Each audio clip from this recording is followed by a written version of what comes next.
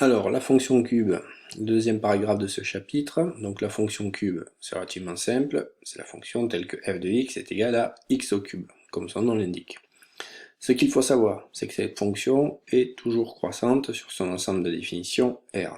Il faut savoir tracer son tableau de variation rapidement, sans problème. Et il faut savoir tracer la courbe représentative de la fonction cube, qui n'a pas de nom particulier.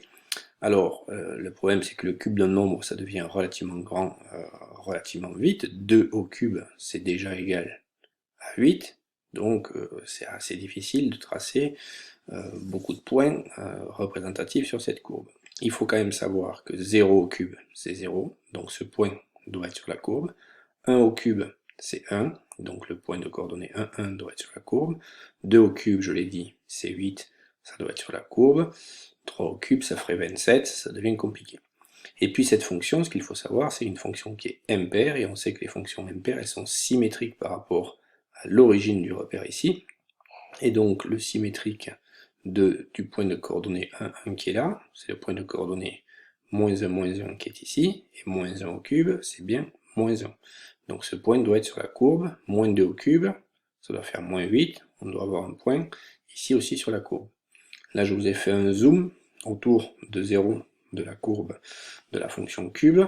Il ne faut pas connaître bien sûr que moins 0,5 au cube ça fait moins 0,125, mais c'est juste pour avoir une idée.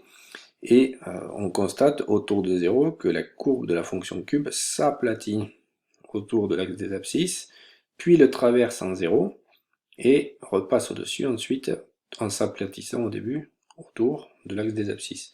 Donc il faut essayer, quand on trace la courbe de la fonction cube, de faire cette espèce d'aplatissement ici, et on fait bien attention, quand x il est négatif, x au cube il est négatif, donc on est en dessous de l'axe des abscisses, et puis hop, quand on passe à 0, x devient positif, et donc x au cube devient positif.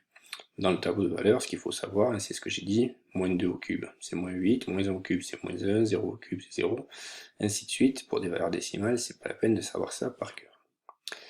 Pour la démonstration de la croissance de la fonction cube, c'est relativement compliqué. Vous pouvez essayer de le démontrer, et c'est pas très facile, mais c'est relativement intéressant, donc vous pouvez chercher ou sur internet, ou si vous avez une idée que vous n'arrivez pas à vous en sortir, vous pouvez me demander. Par contre, pour ceux qui vont choisir la spécialité maths toujours, ça peut être intéressant de démontrer que la fonction cube est impaire, et ça c'est facile. Pour ceux qui ne gardent pas la spécialité maths, la partie démonstration, vous pouvez la zapper. Le petit 2 aussi, si vous ne gardez pas la spécialité maths, c'est pas bien utile que vous vous embêtiez avec ça, donc vous pouvez zapper le petit 2. Ceux qui vont garder la spécialité maths en revanche, le petit 2, vous y travaillez dessus. Pour ça, vous faites une expérience que je vous donne ici avec votre calculatrice, à mon avis, vous allez vous en sortir.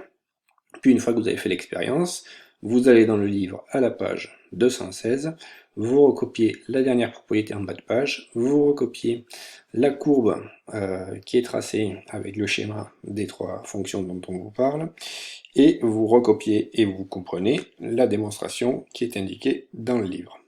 Et vous me posez des questions si vous ne comprenez pas bien sûr.